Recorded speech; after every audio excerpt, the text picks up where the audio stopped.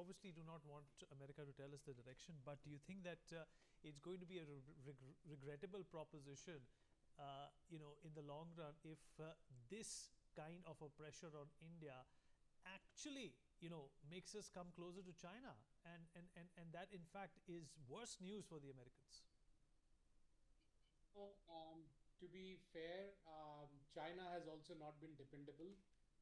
US has obviously shown that it's not dependable. And of course, India will have to look at all possible partnerships, including China, to see how we can make sure that we can fill up the $40 billion hole that has been created because of the idiosyncrasies of the US administration. So it's therefore with that responsibility, because we are not here to choose friends and enemies, we are here to find out what's good for our citizens, how to make sure that the job losses can be addressed, and how we can find alternate markets to the US. So just as China is looking at India in an opportunistic manner, India also needs to look at China in an opportunistic manner, which is exactly what this government is doing. But in addition to that, what US is doing is pushing the rest of the world away also. It's not just India. So what we have is a situation where we've got WTO minus US, which is really getting formed.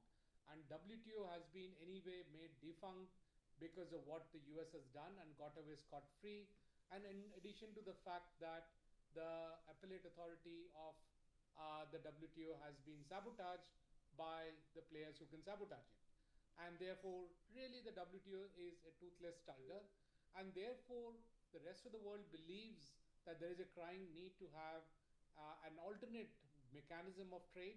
And therefore, again, we see what was happening in the 70s and 80s, that is, a whole bunch of trading blocs being formed, a whole bunch of bilateral trade agreements, free trade agreements being formed.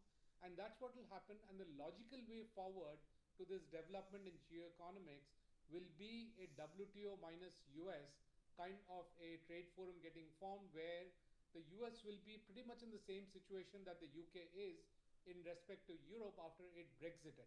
After it exited Europe, it has now realized that it made a huge mistake.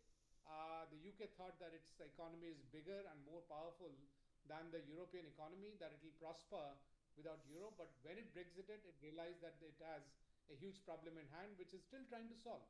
And in a similar manner, the US has pushed away every other trade ally for whatever reason.